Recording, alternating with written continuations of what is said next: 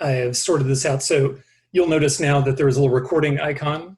So you'll have to temporarily pause your college sign bonding, I guess, or you can be proud about your colleges, which is very reasonable. So I'll go ahead and pick up where I left off. My apologies for the issue. My name is Derek Lyles. I'm the executive director for the Dallas Urban Debate Alliance. For over 11 years, our organization has partnered with Dallas ISD and their Department of Student Activities to offer and promote rigorous academic extracurricular programs to thousands of middle and high school Dallas ISD students. I want to offer one more reminder that this debate will be recorded for public viewing after it occurs.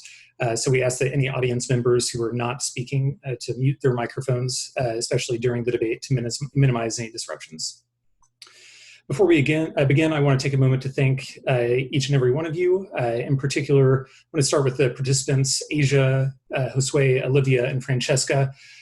These students truly represent some of the best the Dallas ISD debate has to offer, and they've poured their time into preparing for this event in spite of everything that's been going on. So I appreciate y'all's flexibility and your time. It's greatly appreciated. I'd also like to take one moment to congratulate Asya and Olivia in particular, as they either are graduated or are about to graduate. I think it was last night. So congratulations on graduation, y'all. We will miss you. Asya will be attending Wake Forest, and Olivia will be attending the University of Southern California. And both have plans, it sounds like, to continue debating in college. So we're very excited for them. I'd also like to take a moment to thank the judges. I'll give you a moment to introduce yourselves before the debate starts, but I'd like to thank Dr. Mark Rudin, the president of Texas A&M Commerce. We're fortunate to enjoy your presence and the attention of someone so deeply involved and so influential in the field of higher education. I'd also like to thank Mr. Matt Houston, the chairman of the board of the Dallas Black Chamber of Commerce. It truly pleases us to have the support and interest of someone so influential in our local community. And I'd lastly like to thank Dr. Brian Lane, the director of debate and professor of communication at the University of North Texas. I've known him for many years, since I debated in college, and I think maybe even in high school, so almost 20 years now. We really appreciate you taking your time to lend us your expert ear as our students get to put their work to the test. And lastly, I'd like to thank Mr. Roland Parrish and his Charitable Foundation, and also Mr. Baker, who's been helping me organize this. This event would not be possible without them. For those of you that don't know, Mr. Parrish is a Dallas success story. He earned his bachelor's and his master's degrees at the Krannert School of Business at Purdue, which I think we heard earlier. And he's the owner of more than 24 McDonald's stores in the Dallas area. The Dallas Business Journal ranked his company as the 7th largest minority-owned firm in North Texas. In 2017, his company was named the Minority Business Enterprise of the Year by the U.S. Department of Commerce's Minority Business Development Agency. It's worth noting that Mr. Parrish has been generous to both his community, higher education, and abroad. He sponsors McMiracle on Highway 67, which is an annual event in the Dallas area that provides 5th graders with new bicycles. And in honor of his parents, he also established the John H. and Marie Parrish Medical Center in Uganda, which provides treatment and care for orphans whose parents have died due to AIDS. Mr. Parrish currently serves on advisory boards for the Salvation Army and the NBA Dallas Mavericks, and he was recently elected to the Board of Trustees at Fisk University. With that said, I'd like to yield the call for a moment to Mr. Parrish, who I believe would like to offer some opening remarks. Okay, Dr. Lyles, thank you very much for that most gracious introduction. I was starting to say cut. And I do want to say that I'm very pleased. This is our 2nd year partnering with the Dallas Urban Debate Alliance. And this is very fulfilling to the students. One remark I'll say is we have so many tournaments in sports that I wanted to, if I could, eventually have chess and debate tournaments. So this is the 2nd year that we've had this debate tournament. So I'm very pleased with that. Also to the professors, to not necessarily in any order, I did jot them down, I guess, alphabetically, to my good friend Matt Houston, businessman and entrepreneur, thank you for your time. To Dr. Brian Lair, I want to say that my son is a graduate of UNT, the communications department. And of course, to Dr. David Rudin. And the best I can say is at Purdue, we say boiler up and hammer down. So I went to get a hammer real quick. I'm very proud that you're in Texas and the president and CEO of a university, Texas A&M at Commerce. We've been used to saying East Texas State. And thank all 3 of you for your time today. It's to me, very important. We try to pick contemporary topics. Last year, we debated about the Electoral College. And even though that will be a timely debate, unless it's changed, we decided to debate about America's pastime with the recent, I don't know if we say allegations, I guess they have been brought forward of our fellow Texas City to Houston Astros. And so it's going to be very interesting to hear the debate from the contestants today. Luke 20:12 says, "To whom much is given, much is required." And we look forward to, once this is over, to being able to get your information. I think Mr. Rodney Baker will make sure we get that so we can award you scholarships to help with your further education. So with that, Dr. Lyle, I'm going to go on mute, and I look forward to being educated and entertained about our pastime from the students. Thank you very much. Thank you very much. And I can say that apart from our obvious gratitude that you've chosen to partner with us, I know that our students are especially excited to continue to have an opportunity to debate for this scholarship opportunity. It's truly become one of the highlights of our end of year programming. We really appreciate it. So Doctor, today, can I make a quick one here? I see we had another party join. We have one of the vice presidents from Bank of America, Mr. Keely Johnson, who joined. I'm not sure if he can hear us. Can you wave your hand, Keely? He's the gentleman that the funds go to Bank of America and they disperse the funds. So I wanted to make sure that we had creditability, and this will be their second year, but the funds will go through Bank of America to your various colleges and institutions. So thank you very much, Mr. Johnson, for joining us. Sorry about that, Dr. Lau. Not a problem at all. Thank you, Mr. Johnson. So today we will be witnessing a public debate for $15,000 in scholarship prizes. Our teams will be debating the following topic, the formal version of what we heard from Mr. Parrish. Stealing signs has been a rich part of baseball, our national pastime, for over a century without punishment. Now that we're in the digital and electronic age, should heavy penalties and punishments such as fines, suspensions, and termination be levied against managers, coaches, and players for using current technology? Before we begin, I'd like to briefly introduce the judges or give them a chance to introduce themselves so the students can know who you are. Obviously, we've heard some top-level comments about you, but if you'd like to say anything before we get started, I'm sure we'd love to hear from you. So Dr. Mark Rudin, if at least you can wave your hand for the camera, or if you have anything you'd like to say. No, I'm looking forward to this. This is exciting. I'm really honored and privileged to participate in this. Thanks for looking forward to it. Thank you. And Mr. Matt Houston.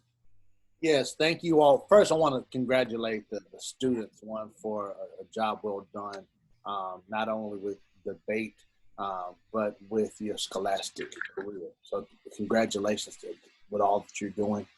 You are Dallas's future. It's very bright, and I'm looking forward to hearing your positions. This is my second year judging. And so I appreciate Mr. Parrish and his philanthropy, and I appreciate the Urban Debate Organization providing this opportunity for you all. So I'm excited. Thank you. And lastly, we have Dr. Brian Lane. Thanks, Derek. I just want to say thanks to Mr. Parrish, Mr. Baker, and Mr. Johnson. Thanks so much. This is a really, really important endeavor. I'm very, very excited and humbled indeed to be a part of this experience with this panel. Thanks for everyone for being flexible and meeting in our middle of our pandemic, doing this Zoom-wise for everything. I got an opportunity to follow the careers of some of these students that we're getting ready to hear from our regular competition season. I'm really looking forward to it. I can tell you congratulations to all four competitors. Y'all really have done an outstanding job. I know some of you are completing your careers. I wish we could have done this face-to-face, but you've had an outstanding debate career, an outstanding high school opportunity. I know this is just the beginning. I'm really looking forward to it. Thank you. Thank you, Dr. Lane.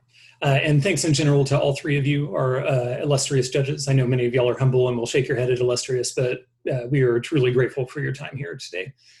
The one last bit of context before we get started, and then we'll hear from the students, which is really what we're here to do. Today, the affirmative team will defend the use of penalties against baseball teams that engage in the practice of stealing signs using technology. The affirmative is represented by Asya Taylor of the JBS Sanders Law Magnet and Olivia Northcutt-Wyly of the Science and Engineering Magnet. The negative team will oppose those penalties for the practice of sign stealing. The negative is represented by Josue Cabrera of the Barack Obama Male Leadership Academy and Francesca Gilbard of the Talented and Gifted Magnet. With that said, I believe we are ready to begin. So this debate will consist of 4 speeches. There will be 2 5-minute long constructive speeches, followed by 2 2-minute cross-examination periods. And there will be 2 3-minute rebuttals to follow. Both teams will have 3 minutes of preparation time should they need to organize their thoughts between the speeches. I will be keeping time. So if the time is up before your speech ends, please finish your speech. Or finish your sentence and yield the floor so we can move along with the debate. I'd like to offer a final reminder to viewers to mute their microphones at this point. I'll go ahead and do the same myself momentarily. With that said, I believe we are ready to begin. Asya, I believe you are the first affirmative speaker? Yes. Excellent. All right. Cool. You have 5 minutes for your speech, and you may begin whenever you're ready. Cool. Is anyone not ready? All right. We are all familiar with the saying, "Take me out to the ballpark," which reflects how ingrained baseball is within American culture. But the art of baseball is changing with advancements of technology, and with that moving further away from American traditions. The 2017 World Series highlighted this fact after the Astros were found to be guilty of cheating by using a live stream device to gain a strategic advantage over the Dodgers. While some might say that the Astros were just using their technology to give them a competitive edge, our argument is about integrity. Should America's sport enable cheating and encourage a lack of integrity? That is the question of this debate. In the game, the pitcher has signs that they use behind their back to show what pitch it's going to be. Secrecy around signs is important because pitchers largely capitalize off of the element of surprise. Stealing signs is a term used to describe gaining knowledge of the signs a pitcher on another team uses for a strategic advantage. Sign stealing has been used throughout baseball's history in many different forms. In the age of technology, stealing signs has become so much easier. Sign stealing with technology does not reflect a team's ability to play the sport, but rather their ability to use a live stream device. This is a bad precedent for baseball. The MLB Constitution condemns the use of binoculars, what more the use of live streaming devices. So far, the MLB hasn't done enough to punish sign stealing. This is proven by the Red Sox having the exact same cheating scandal only a year after the Astros were found guilty. There are a few reasons why sign stealing with technology is specifically detrimental to the game. The first thing to note is that sign stealing with technology means that the batter knows every pitch that is coming. Stealing signs through any other method would have much less of an impact on the game because the element of surprise remains. A coach's analysis and predictions cannot always be 100% correct. A player cannot remember every single sign they've ever encountered. However, technology reflects certainty, and this certainty ruins the game for the other team. Alex Wood, a pitcher for the Dodgers who lost to the Astros in the 2017 World Series, wrote, "I would rather face a player that was taking steroids than a player that knew every pitch that was coming." Alex Wood is not alone in that sentiment. John Russell, a former editor of the Journal of the Philosophy of Sport, clarified the distinction between using technology and other forms of sign stealing.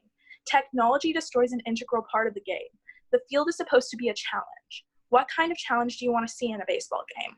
The baseball community agrees that players on the field should use their training to make their own decisions, not a game in which technology determines the outcome. Sign stealing with technology is truly a question of integrity. Both the Astros and the Red Sox went out of their way to conceal the fact that they used technology to steal signs. When cheating scandals are revealed, excuses begin to pour out. It was too easy to cheat, or everyone else is doing it.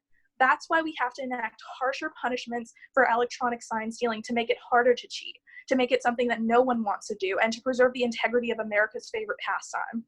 Thus, we propose the following plan to punish sign stealing. If a team is caught using technology to steal another team's signs, the team should be fined $5 million, the highest amount possible under the MLB Constitution. Every manager from the team who encouraged sign stealing should be suspended. Finally, batters that use technologies to steal signs should be given a probationary period in which every game that they participated in sign stealing, they would not be allowed to play the next season. The plan works in 2 ways. First is prevention. The negative will save $5 million and pressure on players is a lot. We agree. That's the whole point. The likelihood a team would be willing to risk their best batters to gain a minimal strategic edge is slim to none. The time it would take to reconcile the punishment for stealing signs would not be worthwhile to any team. Instead, players would focus their efforts on improving their batters. Second is through uniformity. The Astros reported 8 other teams for stealing signs. Only 1 team is under investigation. Since stealing signs with technology is a new form of cheating, the MLB has not been given the opportunity to set uniform standards. If there is a risk a team can use technology to steal signs and get away with it, then they'll do it. However, applying uniform standards to every instance of sign stealing would prevent any loopholes a team could use. Allowing sign stealing or any less of a punishment for sign stealing rewards cheating over genuine integrity in practice. There's an argument to be made that stealing signs does not affect games significantly. Analysts that choose to ignore sign stealing fail to acknowledge a critical aspect of baseball.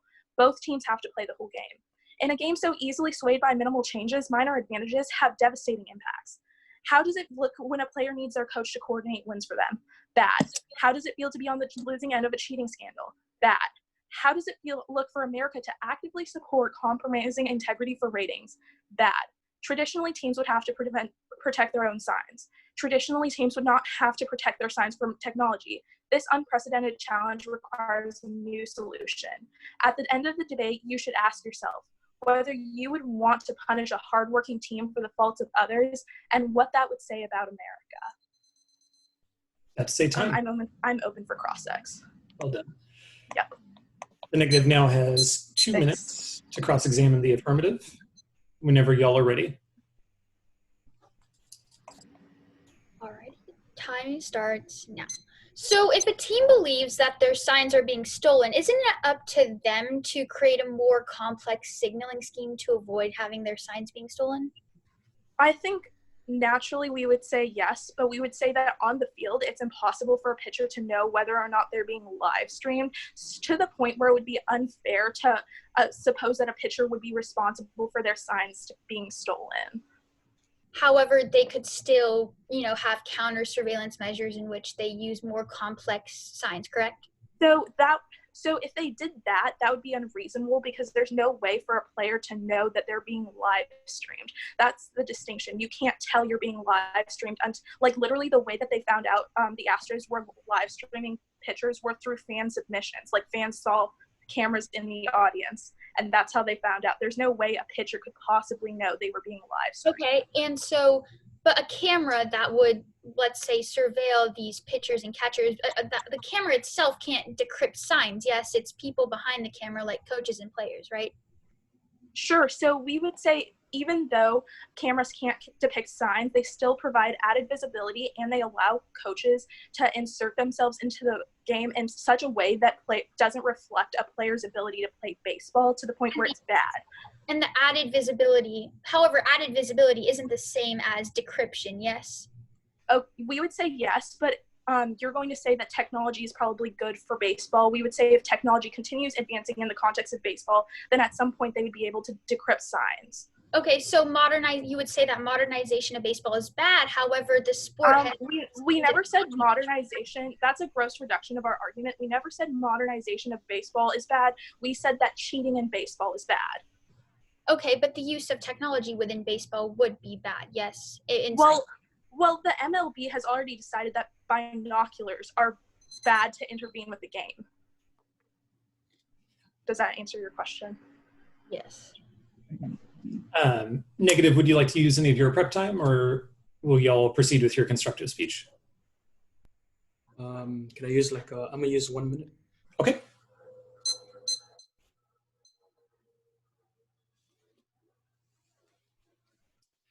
For those watching in debate, it's traditional that teams get preparation time between speeches to allow them to organize their thoughts. And so a lot of this work was done before the debate, obviously. We gave them time to organize their speeches, produce evidence, and we had a demonstration debate recently with just us. But in the follow-up to that, everyone makes a couple of tweaks to their arguments and fine-tunes it. So Josue is taking a moment to make sure that what he has is responsive. That's what's happening here. All right, I am ready. Okay, you used 40 seconds, so you have 220 left. All right. And you will have 5 minutes to give your speech whenever you are ready. Is anyone not ready? Okay. So The core of the affirmative argument is that heavy fines and punishments will somehow prevent sign stealing with technology. However, that core in itself is false. There's historical examples that back us up with this. During when the steroid scandal was happening in the Major League Baseball, there was multiple things that were used to actually prevent people from using steroids on the field. At first, things like fines were provided, which is one of the things the affirmative wants to do. Things like fines and things like suspensions. However, that actually did not slow down the use of steroids in and off the field in baseball. What actually did slow down the use of steroids, rule breaking, was implementing strategies and on the field and off the field that actually prevented people from using steroids. Things such as random drug testing, things such as releasing the public records of the actual steroids use. So you might be asking yourself why I'm bringing steroids into the mix. Well, it's simply as an example as to how the MLB in the past dealt with rule breaking. They implemented strategies, to stop people from rule breaking instead of just fining them. We're saying that the same approach should be used when dealing with technology being used to steal signs. Instead of simply increasing fines, which would drown the fan base because they would no longer be able to see their favorite people on the field, what should be used is countermeasures by the MLB and investing in more technology to make sign stealing not only not possible, but make sure that when sign stealing is being used on the field with technology, they're able to detect it and therefore actually prevent it. The affirmative is saying that by increasing fines and using heavy punishments, that in itself will stop people from stealing signs. However, that is not the case. I'll get more into that in the later part. However, stealing signs with technology does not only not solve the issue, it actually provides good things to baseball. One of the core things about baseball is that we have to ensure that baseball has an audience to be able to continue on to the future. Currently, according to a Gallup poll, only about 9% of people actually list baseball as one of their favorite sports, meaning that not only is baseball decreasing as a favorite sport, but viewership as well as decreasing with it. And for baseball, and right now we're at a crucial point where the longevity of baseball is based on the viewership and the amount of people who actually like baseball. And this current scandal that's happening has in fact increased the amount of people watching baseball during the season and off the season, which created a lot of buzz with the Astros. So we're saying that not only is technological use in baseball not reasonable as a mechanism to solve the problem, but it actually helps baseball and ensures that there's more fans and actually buzz about baseball. Sign stealing is actually the art of the game inside of the game as it's most commonly referred to as. Sign stealing is engraved into the core fundamentals of baseball, but it also shapes the way baseball is played. Smith, the writer at the NBC News, says that sign stealing is as integral as baseball as sunflower seeds and older men in children's uniforms screaming at umpires. It would be absurd to punish a form of sign stealing and allow all other forms of sign stealing to continue, which is what the affirmative does. Not only has sign stealing been part of baseball since the beginning of baseball, but teams have developed their strategies based on this. It's a game of surveillance and counter-surveillance. It's the responsibility of teams to protect their signs. And to go more in depth in this, actually, the affirmative is claiming that visibility is like the only thing that determines whether signs are stolen. During the cross-sex, you heard that it's not that they should not be held accountable for protecting their signs, but that's the whole point of like the game inside of the game. In fact, if someone is in second base, they always have visibility to the catcher to see their signs, meaning that there's already a responsibility for the team to have to protect their signs. And they've already been doing this by implementing different complex systems of transmitting their signs and communicating. Now, of course, we've heard about the Astros and their actual scandal. However, the thing about the Astros was that it wasn't just sign stealing that helped them win. There was multiple factors that played into this, such as new recruitment of talent from 2016 to 2017. There was the development of talent, meaning that players actually got better. And not only did the Astros increase at home where sign stealing was happening, they, of course, increased on the road in their performance. Sign stealing, of course, so also there has been an increase in technological use of technology in baseball, meaning that sign stealing technology can't be taken out of the equation, meaning we should find ways to incorporate it and ways to actually harness it for the betterment of baseball. Another great job keeping on your time there. I appreciate that. Now the affirmative has 2 minutes to cross-examine Josue. Ready whenever you all are. You make the assertion sign stealing has always been a part of the game. How does this take into account baseball predating things such as technology and things like cameras and microphones? Well, sign stealing isn't a direct result of technology. It's a direct result of the nature of the game, meaning that without technology, sign stealing is still a thing. And I stated, for example.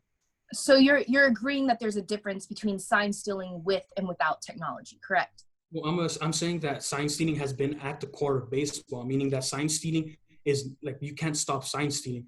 Heavy fines can't stop signs. Correct. But you're saying the sign stealing that happens at the beginning of baseball was without technology because cameras and microphones weren't invented back then. Actually, technology at the time was actually being used as well, such as telescopes, binoculars. Those were considered. So people came to baseball games with like big telescopes? Yeah, actually they did. Okay, cool. Why would teams invest millions of dollars in technology if this technology wasn't helpful? Well, I don't think there's any necessarily proof that teams invested millions. For example, the Astros, if we take the Astros, right, the biggest scandal of sign stealing, they didn't invest millions into sign stealing. Instead, they actually invested millions in recruiting new talent from their worst season or sort of per se in 2016 to their huge increase in their performance in 2017. They developed talent and they simply increased their amount of spending on people. Sure, but you would agree that once the Astros started stealing signs, they did see an improvement in their strikeout rates, correct? Yeah, as I stated, that they did. Awesome. Minimal effect. So you addressing your sign stealing good for baseball, should marketing needs be placed in front of integrity? Well, integrity and marketing sort of aren't like mutually exclusive. Both could coexist. I mean, we're saying that stealing signs isn't necessarily cheating, right? Stealing signs isn't cheating. So, and also we have to remember that baseball is a sport. So we have to ensure that baseball continues on to the future. This time, Olivia, would you like to use any prep time before your speech? I'm actually okay. Okay. So you have a 3-minute trial. Correct. We are ready. Well, I am ready whenever you are. Okay. #EarnIt was the Astros slogan, but isn't that hypocritical coming from the same team who cheated in order to win the World Series?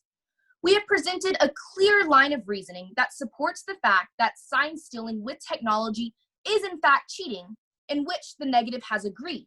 And as a result, we need a harsher punishment. We have 2 reasons for this. First, it is distinct from sign stealing on the field. There is a large difference between a player on second seeing a sign and signaling it to the batter versus the Astros installing a center field camera for a player to watch in the media room, text to another player, and then bang on a trash can. Second is that it does make a difference. Sign stealing with technology improves accuracy because signs get stolen every time. It is impossible to avoid cameras when cameras are all around you. Besides, if sign stealing with technology didn't improve accuracy, why would teams invest money in doing it? In fact, the MLB agrees with us. They passed a rule prohibiting sign stealing with technology. Their rule doesn't go far enough, which is why the affirmative team wants to increase the penalty for sign stealing and create uniform enforcement across the league. And the plan works. It's not just fines, but rather suspensions and fines combined, a proven effective strategy. I will now answer the main arguments in today's discussion. Just because sign stealing puts baseball in the news doesn't mean it's a good thing. Marketing campaigns should never be placed in front of integrity.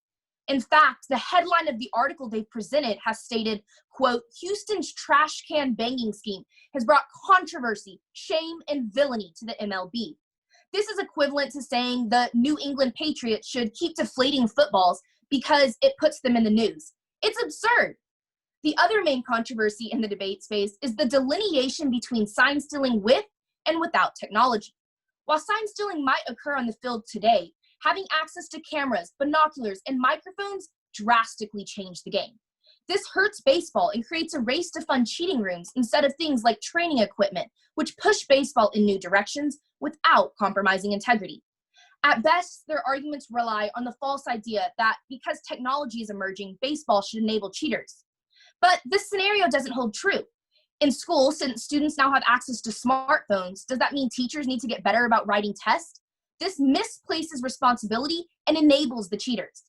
Baseball is America's pastime. It's rooted in a rich history of hardworking Americans relaxing on the weekends by watching an honest game of baseball.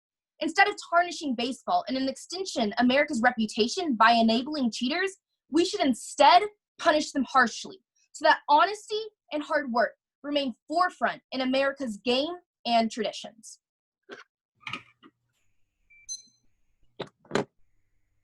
That leaves us with one more speech from the negative, from Francesca. Francesca, would you like any prep time? Yes, may I take the rest of my prep time? Of course, you have 2 minutes and 20 seconds.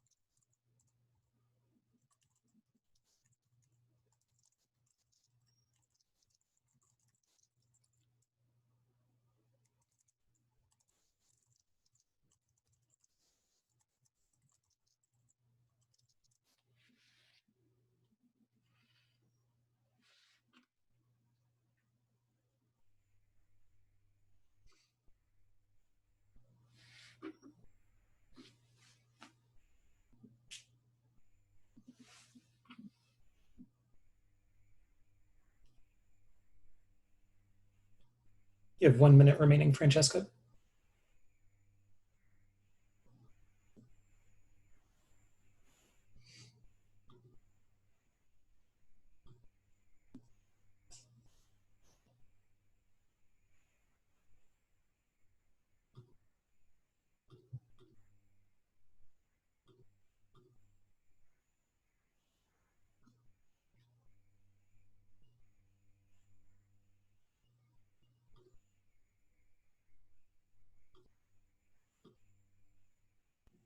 I am ready.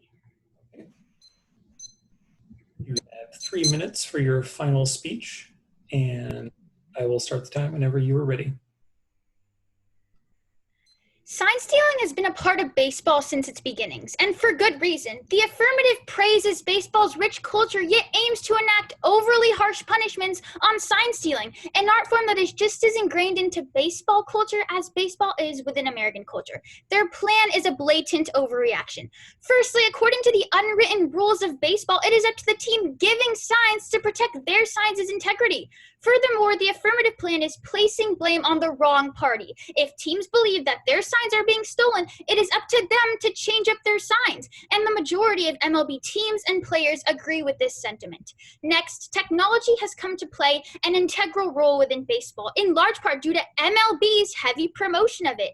As a result, it would be ludicrous for MLB to punish teams for using technology when MLB as a whole is moving towards modernization of the game. Baseball as a sport would be better off without these restrictive constraints on technology, as sports that fail to modernize almost never last. The affirmative states that sign stealing on the field is distinct from sign stealing with technology. This is simply untrue, as they both produce the exact same outcome in the game: knowledge of the pitch before it has been thrown. Sign stealing with technology is no different than manual sign stealing. One must be able to decrypt signs in both instances. As a result, the plan leaves an empty void. Sign stealing with technology isn't a disruption to the game's integrity either. It's a skill. Technology itself doesn't give teams an edge, nor does it decrypt signs. Teams still need to remain highly skilled at decrypting schemes, and opposing teams need to be able to adapt quickly to such advancements. Since these recent instances of electronic sign stealing, baseball has seen increased news coverage during the offseason, increased game attendance, and a renewed interest in the sport amongst the American people. Interest is a priority issue within this debate and comes first. If no one is watching the sport, then nothing else matters. After all, sports are in the entertainment category. For proof that negative publicity can actually be good for a business, MLB has to look no further than the NFL, a league that has been rocked by a variety of off-season scandals. Yet the NFL has seen its ratings rise to a 3-year high. Though its season only runs from September to February, the NFL has made itself into a year-round sport. It's ample proof that more headlines and more news coverage has significant positive effects on sports. Seeing that baseball has experienced falling game attendance and ratings in the past year, partially because of its failure to technologize, it is critical that we don't pass a plan that will exacerbate that problem, as baseball is currently in a vulnerable state. $5 million, the harshest MLB punishment possible, all for something that doesn't even change the outcome of the game, for something that's baked into the game's culture, for something that has been a part of the game since its very beginnings. Now that is anything but reasonable. Thank you. Good debate. Good debate, y'all. Virtual handshake. Thank you all so much. Very quickly, I just want to nudge to the judges. Well, actually, first I need to say we should give a round of applause to all of our debaters. They've been preparing for this. Even if you're on mute, we can give them an applause through the screen. Thank you for the great demonstration. I ask that the judges take about 5 minutes to deliberate. You can take 10 minutes if you need to. We're ahead of schedule because the debaters were very timely today. Sorry about my cat. He's trying to watch. Please take about 5 to 10 minutes to deliberate. And when you have a decision, please use the Google survey to submit it to me. If you're having tech issues, you may email it to me. Once I have all 3 decisions, I will forward that to Mr. Parrish and he will announce the results. Hey, Derek, quick question. Is there a way you can separate the judges into a breakout room so that we can discuss? There is a way to do that, and I hate to admit this, but I am not savvy enough to do that. No worries, I'm sorry. I've been doing Zoom meetings for the last 3 months, and so Yeah, gotcha. acquired skill I learned for the last 2 weeks or so. One thing I will say, we ask if possible the judges make this decision individually. Your decision will be private. Well, your decision will be announced, but your commentary will be your own that way. Okay, good deal. I heard deliberation, so that's all. Yeah, that's It's just a personal deliberation, and then go to the form and cast our vote. exactly. Okay, got it. And edit those forms after submission if you want to add more comments after the debate. Okay. Okay.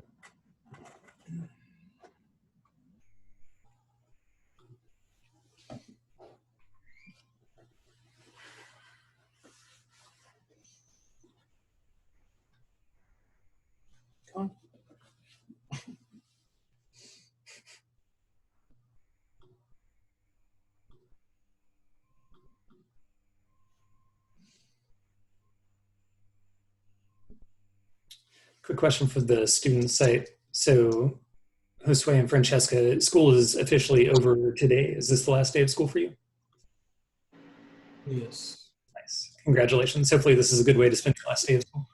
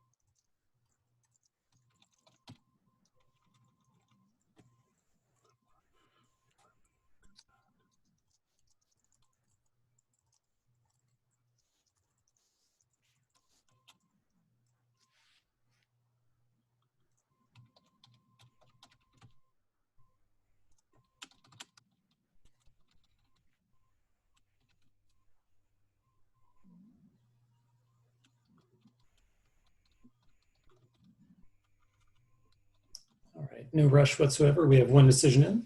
So keep up your good work, judges. Do not rush yourselves. You have plenty of time.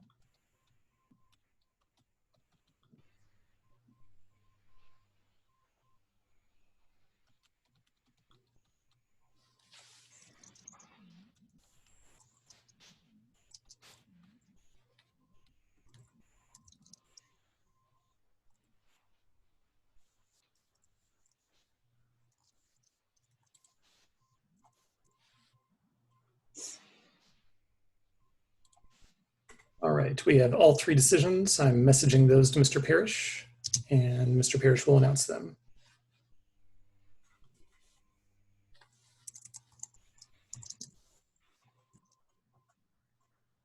So Dr. Lyles, this will be on my me.com email?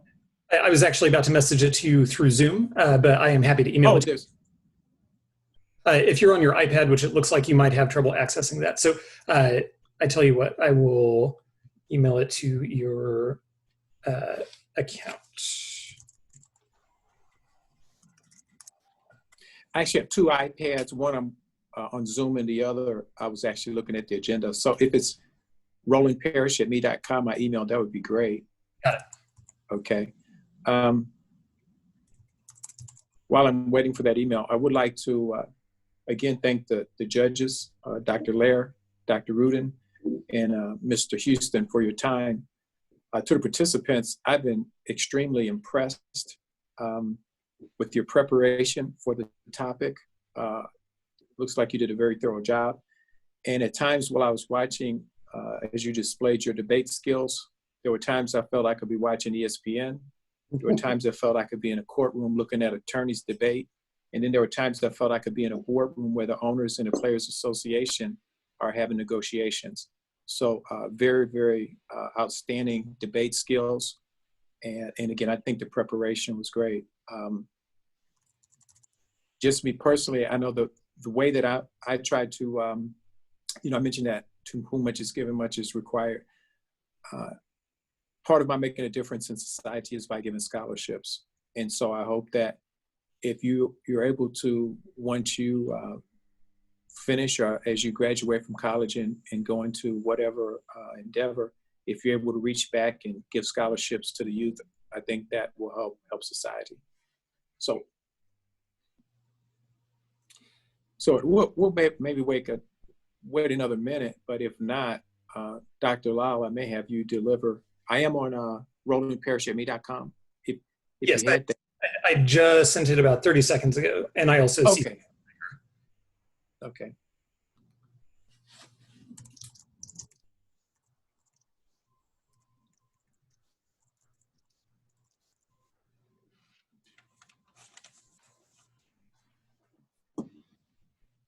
Hey, Derek and Roland, do you mind if I just take 15 seconds and make a quick comment? Or yes, actually, that would be great while we wait for the email to go through the magic internet tubes.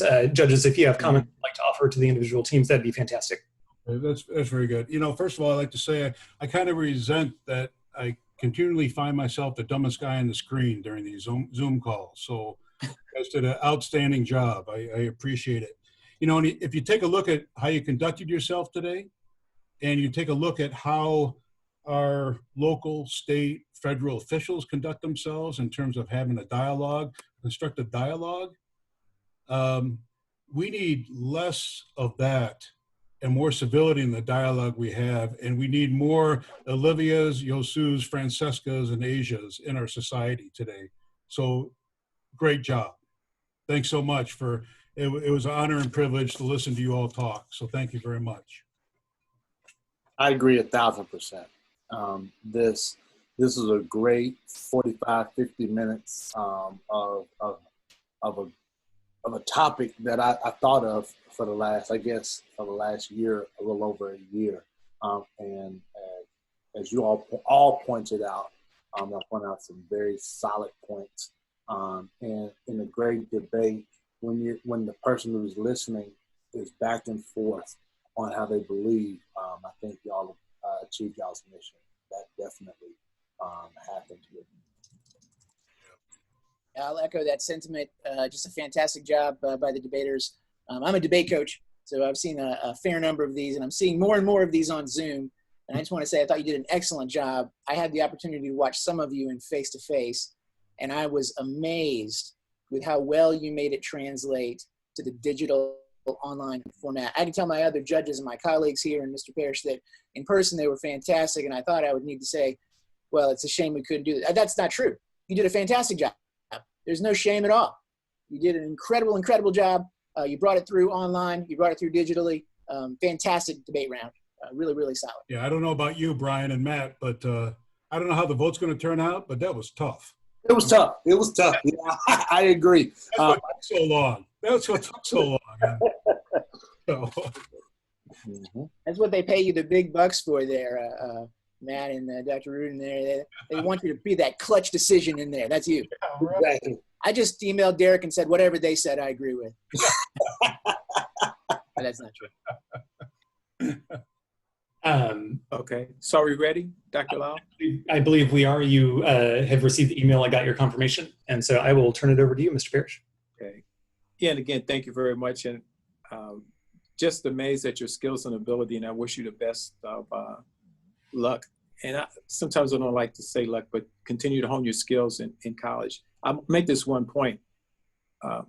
If I had to go through high school and college again, I would have been part of a debate team, because what I found when I got to corporate America, we learned how to crunch numbers at Purdue, Dr. Rudin. I mean, just very quantitative. But once you get into the corporate world, it's about who has the best dialogue, the debate, those skills. So we have a split decision, and again, a very tough decision, but a split decision. And so the winner is the affirmative team. And if I have it right, that's Miss Asya Taylor and Miss Olivia Northcutt. And again, congratulations to the four of you.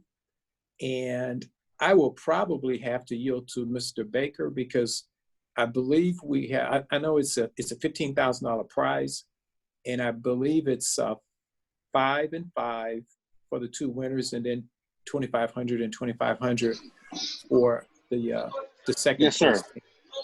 Yes, sir. That's correct. Okay, and I know hopefully we have at this point your names, addresses, and if you, and okay, I guess can we open my, have you selected your schools? I know I'm not sure if everyone in the seat is a senior, and if not, you'll work through Mr. Johnson and Bank of America if you're a junior, but if you're a senior,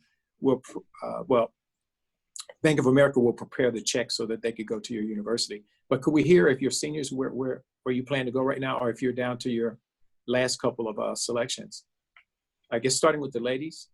Well, let's start with Asya and Olivia, since they're the, I guess, the winning team. So I'm Asya. I'm going to Wake Forest in the fall. Outstanding. Okay. Olivia? I'm Olivia. I'm going to the University of Southern California in the fall. Okay. Okay. And to Francesca and Jose? I am actually not a senior this year, so I don't have a commitment. Same as. Oh, so you got, now, I don't think we have any rules that you can't enter the tournament again. So you're a finalist, and you might have that opportunity to come back next year. That would be outstanding. That would be outstanding. So I guess back to the agenda, I'll turn it back probably to Dr. Lau. And again, thank you, judges. Thank you, contestants. This has been a very enjoyable 55 minutes. Congratulations to everybody.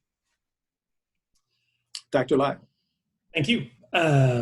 So I just want to say one more quick thank you to you, Mr. Parrish. Obviously, you know how important this is to the students, and I can tell by the way you speak about it that you truly have a special place for debate in your heart, and we cannot thank you enough for that. To the students, congratulations, you all, and especially for Josue and Francesca. I am very excited to see you in the coming years. I am not at all worried about you showing back up to this event, and I imagine we will be seeing you again in the near future. Asya and Olivia, I will miss you all quite a bit. And for those of you that don't know, Asya is a former student of mine, and so obviously I was not judging this debate for that reason, but I will just want to take a moment to say I miss you, kiddo, and good luck at Wake. Thank you to the judges, Dr. Rudin, Mr. Houston, Dr. Lane. We couldn't have done it without you. And otherwise, I think this has been a very great experience. And I've been pleasantly surprised by our first online debate of the year, and it makes me a little optimistic for next year. So unless anyone else would like to weigh in or say anything, I think we have done a great job here, and I appreciate all of your time. Okay, thank you. Y'all have a great one. Congratulations, students. Y'all have a great summer. Thank y'all. Thank you. Thank you. Bye. Awesome job. Congratulations.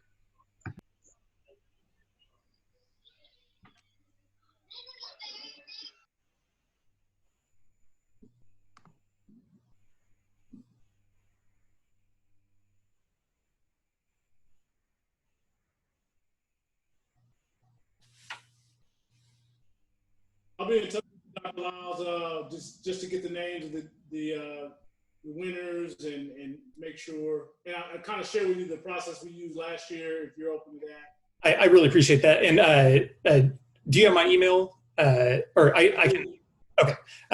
Just let me know what information you need from the students, like name, address, whatever. And okay. And I'll get that from them as soon as possible. Thank you very much for your time and your help. Absolutely. Have a great week. Take care.